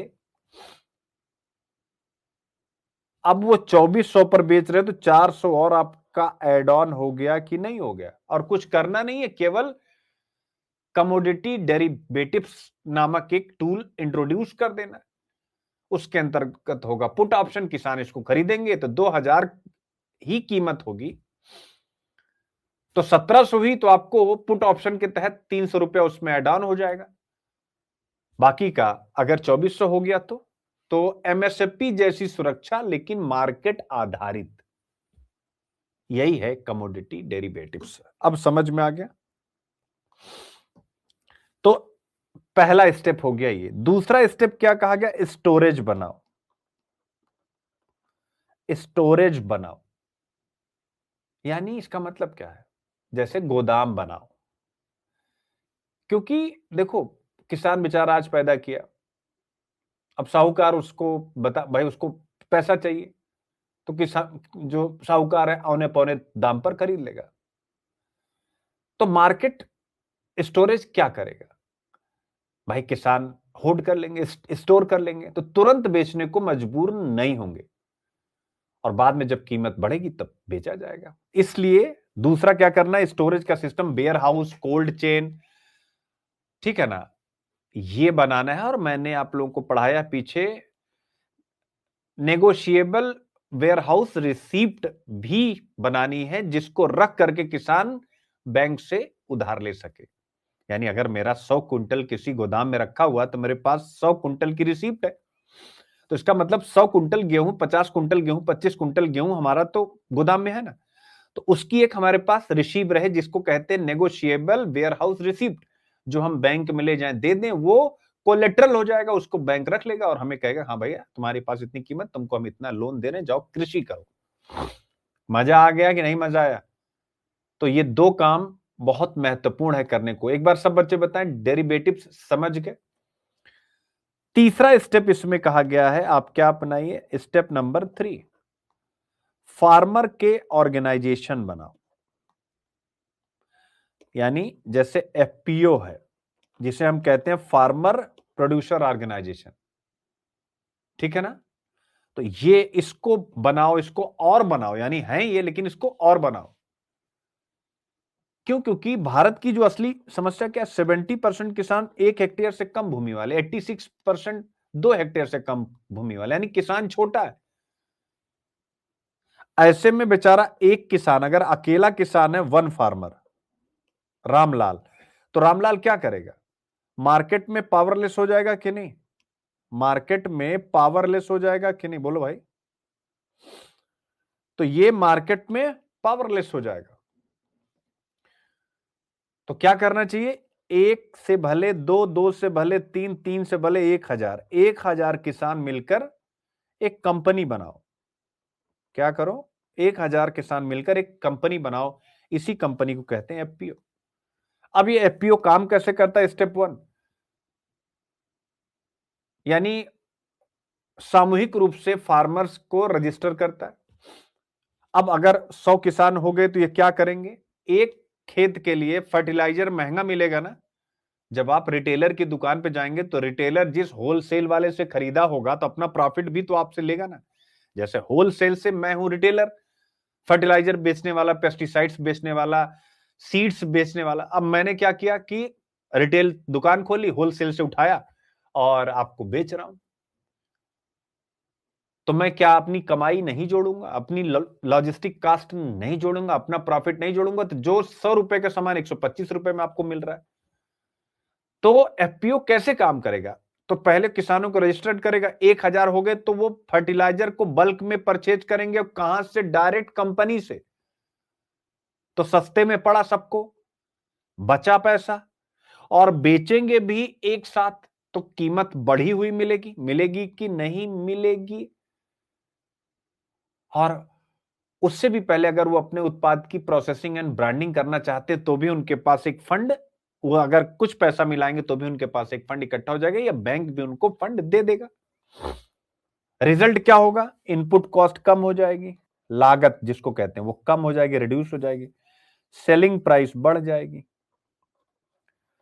मिडिल मैन, बिचौलिया खत्म हो जाएगा।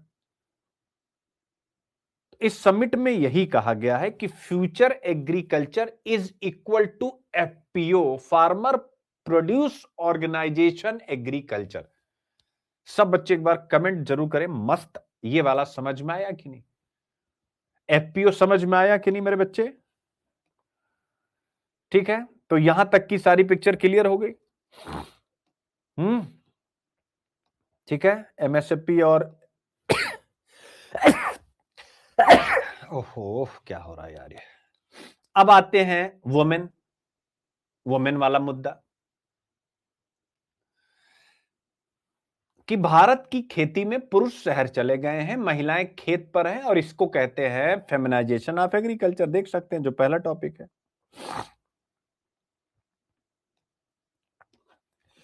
सॉरी, लेकिन जमीन पति के नाम है, लोन नहीं मिल रहा है, डिसीजन पावर नहीं है। तो यहां पर सॉल्यूशन डिस्कस किया गया कि ज्वाइंट लैंड ऑनरशिप होनी चाहिए पहला, वुमेन के नेतृत्व वाले वुमेन लेड एफपीओ यानी फार्मर प्रोड्यूस ऑर्गेनाइजेशन होने चाहिए, सेल्फ हेल्प ग्रुप बनाने चाहिए, और ड्रोन दीदी को अच्छे से यूटिलाइज करना चाहिए मेरे प्यारे बच्चों। ठीक है, क्लियर है?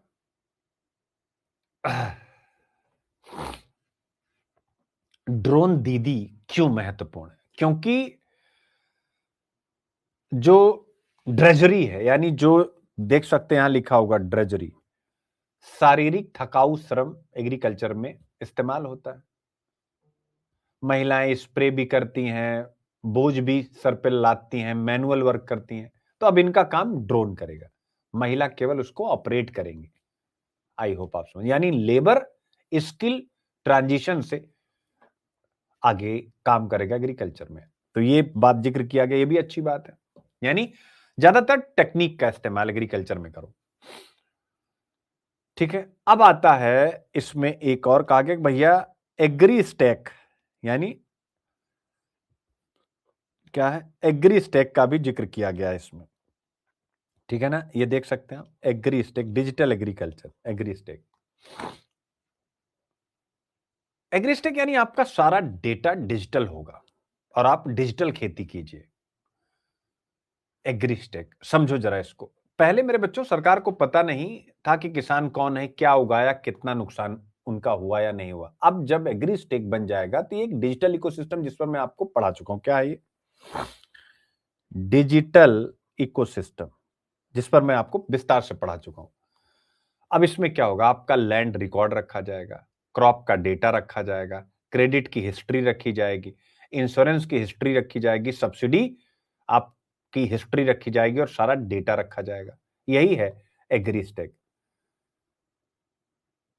ठीक है, अब जैसे इसका फायदा क्या हो गया एग्री स्टेक का, अब आपका सारा रिकॉर्ड बैंक के पास है।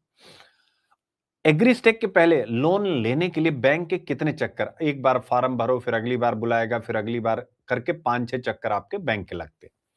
लेकिन अगर एग्री स्टेक आपका है तो तुरंत डेटा वेरीफाई किया और इंस्टेंट आपके अकाउंट में पैसा चला गया विद इन 1 आवर। तो मेरे प्यारे बच्चों आप देख सकते हैं यह वही है, यानी एग्री स्टेक वही है जो यूपीआई ने बैंकिंग में किया है, एग्रीटेक एग्रीकल्चर में करेगा। तो आई होप आप समझ गए, ये भी कहा गया। फिर डेयरी सेक्टर को लेकर के लिखा गया कि समिट ने एक अलार्म दिया कि इंडिया वर्ल्ड का लार्जेस्ट मिल्क प्रोड्यूसर है, प्रीलिम्स के लिए भी याद करेंगे, लेकिन कंजम्पशन बहुत ज्यादा है और कंजम्पशन के मुकाबले प्रोडक्शन स्लो है। कंजम्पशन क्यों, अर्बन मिडिल क्लास दूध पिएगा इंडिया तभी तो जीतेगा इंडिया, तो सब दूध पी रहे हैं। प्रोटीन की डिमांड, लोगों का अब जो लाइफ स्टाइल है बदला है, न्यूट्रिशन की तरफ अब लोग शिफ्ट कर रहे हैं। तो अब कुछ रिफॉर्म इसमें सजेस्ट किए गए हैं कि ब्रीड को इंप्रूव करिए, गाय भैंस, और इसके साथ साथ जो वेटनरी नेटवर्क है उसको मजबूत बनाइए, वैल्यू एडेड जो डेयरी है उसको आगे बढ़ाइए। तो ये करेंगे तो इससे एग्रीकल्चर इनकम लोगों की बढ़ेगी, यानी crop plus dairy plus fisheries मिलकर के लोगों की इनकम बढ़ाएंगे मेरे प्यारे बच्चों। तो ये बात यहां पर कही गई है इस प्रकार से विस्तार से। फिर सेल्फ हेल्प ग्रुप का भी जिक्र किया गया है। सेल्फ हेल्प ग्रुप को यहां कहा गया कि एग्रीकल्चर के लिए ये साइलेंट रेवोल्यूशन जैसे हैं। सेल्फ हेल्प ग्रुप से भारतीय कृषि एवं किसान परिवार के 17 करोड़ लोग आपस में जुड़े, और सेल्फ हेल्प ग्रुप से महिलाएं सेविंग कर रही हैं, माइक्रो क्रेडिट ले रही हैं और एंटरप्राइज बना रही हैं। तो फ्यूचर की जो रूरल इकोनॉमी होगी वो सेल्फ हेल्प ग्रुप और एफपीओ इकोसिस्टम से चलेगी। इस पर आप तैयारी किए रहिएगा, आपसे फ्यूचर में प्रश्न पूछा जाएगा। ठीक है ना, तो ये सारी बातें आप सब यहां से देख सकते हैं। ठीक है, और यही चीज यहां पर डिस्कस है, और इस पर एक मॉडल को 5 मॉडल क्वेश्चन है, इनकी आप प्रैक्टिस कर लेंगे चीजें आपके लिए। तो पहला क्वेश्चन आपके सामने है, Indian agriculture is witnessing a transition from labour intensive farming to technology and decision driven agriculture. भारतीय कृषि श्रम प्रधान खेती से प्रौद्योगिकी एवं निर्णय आधारित कृषि की ओर संक्रमण कर रही है। आप बताइए। महिला सशक्तिकरण, कृषि मशीनीकरण, डिजिटल कृषि तथा संस्थागत, यानी क्या क्या रिफॉर्म हुए हैं आप देख सकते हैं, और हर इस प्रश्न का उत्तर। फिर अगला है, debate the feasibility of shifting from minimum support price MSME से procurement towards market determined pricing. ये मैंने आपको बता दिया, सेम वही चीज है और इसमें भी पूरा आंसर है आप इसको। फिर तीसरा प्रश्न है, despite farming a large share of agriculture workforce women, यानी वुमेन को क्या क्या समस्याओं का सामना करना पड़ रहा है जबकि, तो ये आपके सामने तीसरा प्रश्न। चौथा प्रश्न है मेरे प्यारे बच्चों, एफपीओस के बारे में और सेल्फ हेल्प ग्रुप के बारे में, और उस पर भी आप देख सकते हैं। फिर इसके बाद इनोवेशन एग्रीकल्चर में क्या क्या लाए जाएं, उस पर एक क्वेश्चन है जिसका आंसर भी है। तो ये सारी चीजें हैं। अब आप देखिए कि एक ऐसा देश आपको सहयोग कर रहा है जो रेगिस्तान में है। भैया टेक्नोलॉजी ही सब कुछ है। आप सोचिए कि टेक्नोलॉजी कितनी बड़ी चीज है कि नहीं, बताओ भाई, बोलो है कि नहीं है।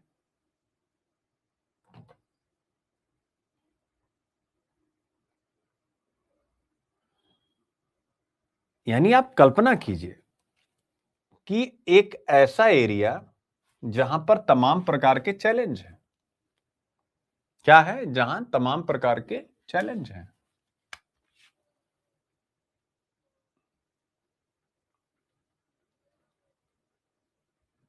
और वो आपको सिखा रहा है। तो तकलीफ वाली बात तो है भाई, मानो या ना मानो।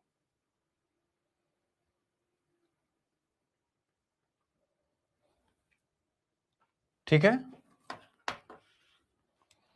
यानी आप कल्पना कीजिए, राजस्थान का एक किसान है, थार में है, पानी कम है, वेदर अनसर्टेन है, लागत बढ़ती जा रही है, उत्पादन फिर भी स्थिर है।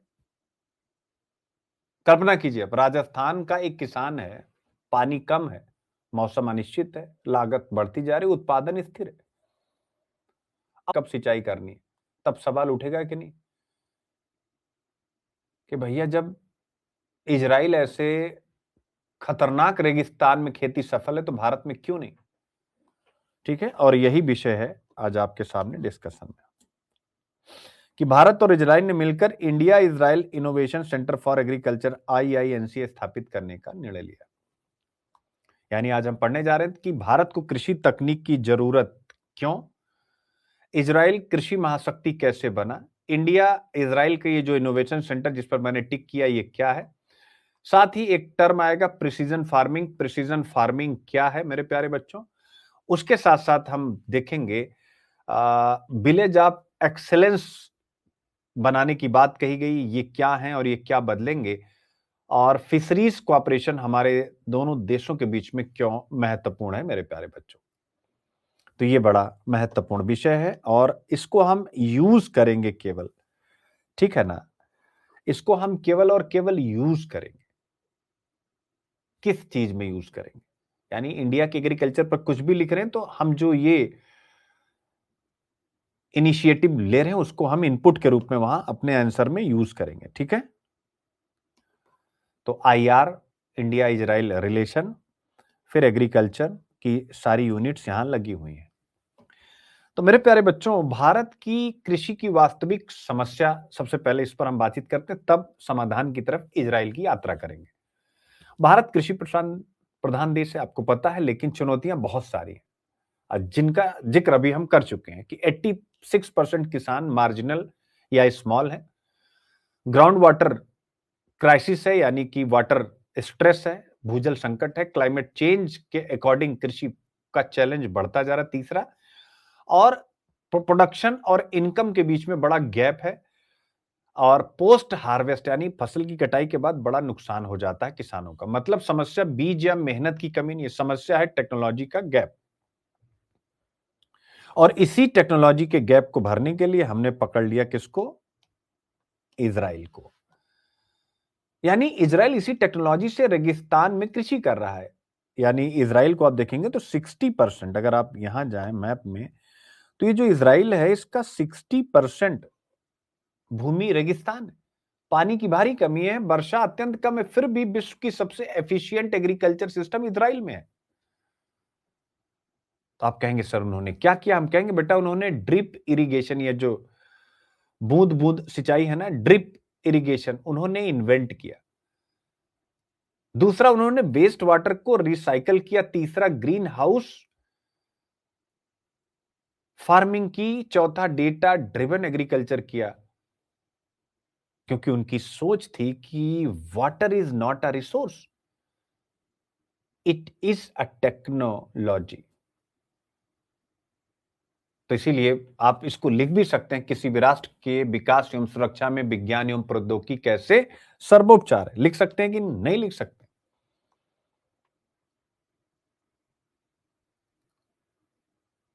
और इंडिया और इजराइल ने एग्रीकल्चर पर बहुत सारे समझौते किए हैं। उसमें से सेंटर ऑफ एक्सेलेंस फल एवं सब्जी के लिए, फार्मर की ट्रेनिंग, इनोवेशन पार्टनरशिप, ये सब हम कर चुके हैं। और अब आया है वही जो आपने पढ़ा, India Israel innovation centre for agriculture. ये क्या है?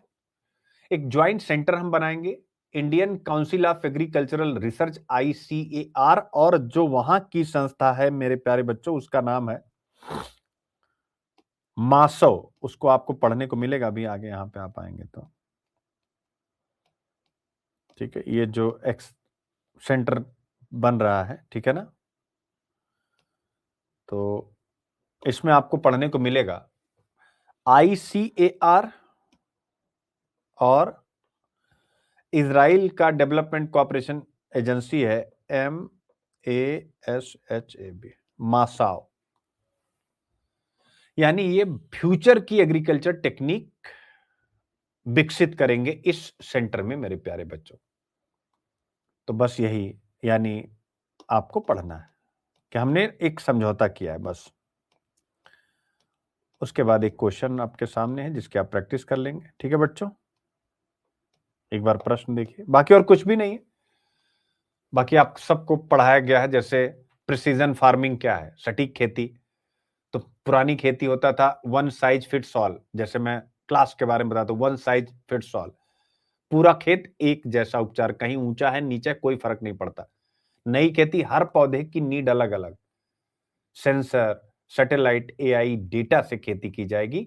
यानी जहां नमी कम वहीं पानी जाएगा, बाकी जगहों पर नहीं जाएगा। रिजल्ट, लागत कम, उत्पादन ज्यादा और जल संरक्षण।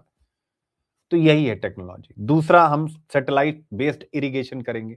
यानी सैटेलाइट बताएगा कि मिट्टी में मॉइस्चर है नहीं है, रेनफॉल प्रोडक्शन करेगा, इरिगेशन की टाइमिंग बताएगा कि भैया अब सिंचाई का समय आ गया। यह है डिजिटल एग्रीकल्चर। तीसरा, हम फर्टिगेशन फर्टिगेशन यानी फर्टिलाइजर और इरिगेशन को एक साथ लेकर के जाएंगे। यानी पाइप से पानी के साथ साथ खाद भी देना, इस पर हम मिल करके काम करेंगे इस संस्था के माध्यम से। इसे कहते हैं फर्टिगेशन। प्रीलिम्स में ये पूछा भी जा चुका है। ये जीरो वेस्टेज एग्रीकल्चर फर्टिगेशन है, याद रखिएगा। फिर हम चौथा, एग्रीकल्चर ड्रोन पर काम करेंगे। ड्रोन क्या करेगा? बीमारी जो फसलों को लग रही उसको शुरुआत में ही पहचान लेगा। पेस्टिसाइड का वो स्प्रे भी करेगा जहां जहां जरूरत है। क्रॉप की मॉनिटरिंग भी करेगा। तो लेबर क्राइसिस जो आजकल एग्रीकल्चर में है उसका भी सोल्यूशन इससे हो जाएगा। इसके अलावा हम लोग इंटीग्रेटेड पेस्ट मैनेजमेंट पर भी काम करेंगे, जिससे कि केमिकल पेस्टिसाइड्स पर जो हमारी निर्भरता, डिपेंडेंस है, वो कम हो सके। ठीक है, तो ये भी किया जाएगा मिल करके, जिससे सस्टेनेबल फार्मिंग हो सके। तो यही सारी चीजें आपको यहां पर लिखनी है, जिसका आंसर भी मैंने दे दिया है, आप प्रैक्टिस कर लेंगे। केजरीवाल और सिसोदिया CBI केस में बरी हो गए। अब इस टॉपिक को आप देखिए, ठीक है ना। अब इसके बहुत सारे और भी मायने हैं, आप उसको जैसा पढ़ना चाहें पॉलिटिकल, लेकिन हम लोगों को UPSC के एंगल से ही इसको देखने की आवश्यकता है। ठीक है बच्चों, किसके एंगल से? UPSC के एंगल से ही इसे हमें देखने की जरूरत है। ठीक है, तो एक बार जरा देखिए इसमें क्या है न्यूज, आप सबने पढ़ लिया ही होगा। ठीक है,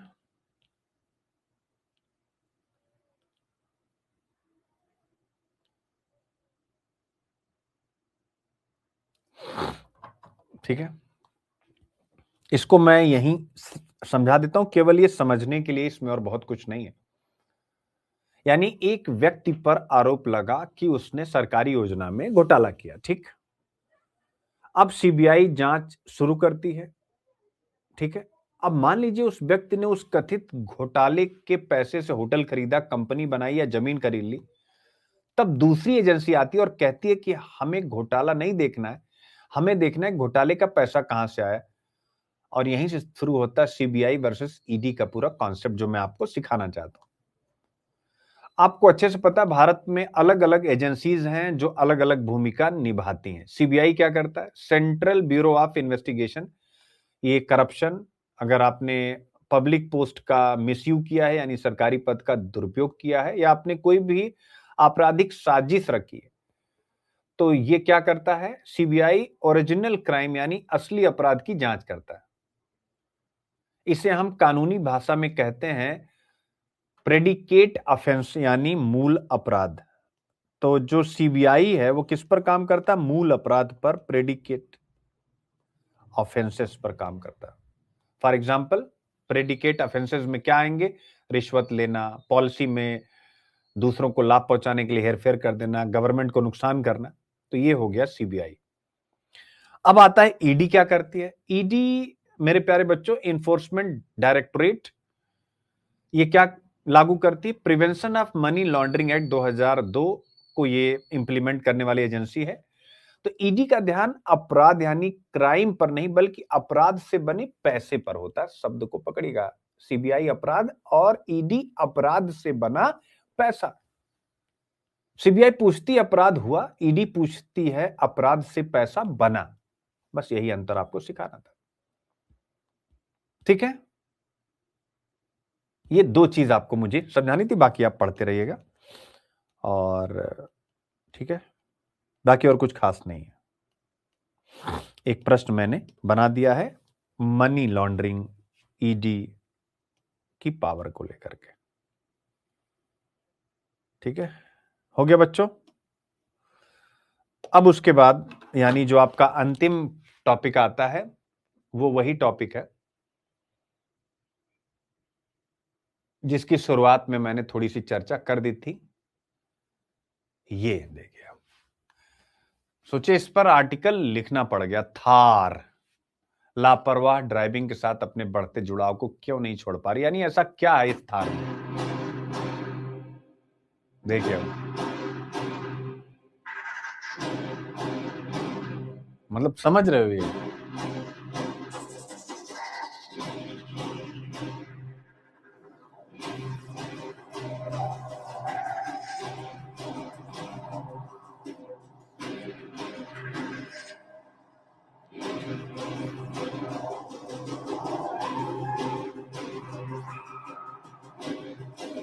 ये इसका जो ऐड भी किया गया वो भी थोड़ा खतरनाक ही किया गया है। इसका ऐड जो किया गया है,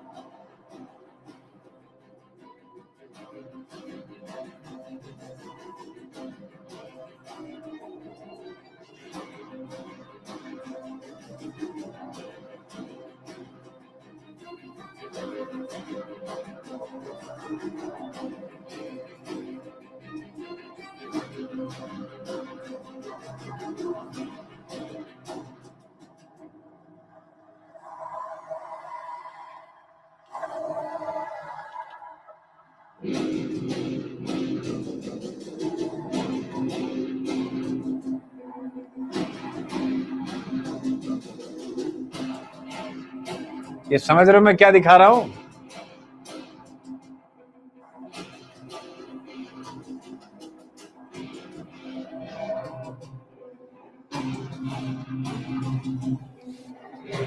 ये जो इसका ऐड किया गया है मेरे बच्चों, कि जो थार है, ये समझ रहे हो ना? ये जो आपने, ये जो पूरा ऐड आ रहा है, तो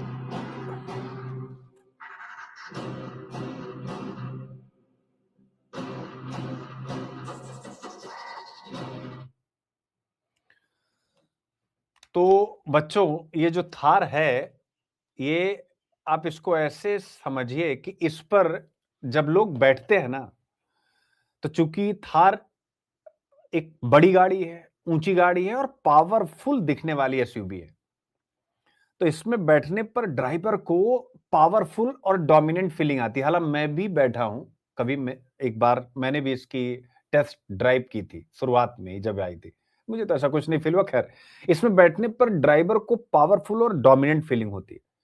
और सोशल मीडिया की रील्स स्पीडिंग, ड्रिफ्टिंग इस इमेज को और बढ़ा देती। किस इमेज को? पावरफुल और डोमिनेंट इमेज को, जैसा अभी मैंने आपको दिखाया। तो कुछ ड्राइवर्स रूल्स तोड़कर ड्राइविंग को एटीट्यूड बना लेते हैं। तो प्रॉब्लम थार नहीं है, ड्राइवर का माइंडसेट है प्लस वीक रोड डिसिप्लिन है। तो big car plus ego driving is equal to accident risk, याद रखिएगा। तो यही है, बाकी और इसमें कुछ भी नहीं है जो किसी तरीके से गाड़ी में कोई खराबी नहीं है, वो माइंडसेट की खराबी है। ठीक है बच्चों, थैंक यू सो मच। मिलते हैं छोटे से ब्रेक के बाद, और लगे रहिए, मेहनत करते रहिए।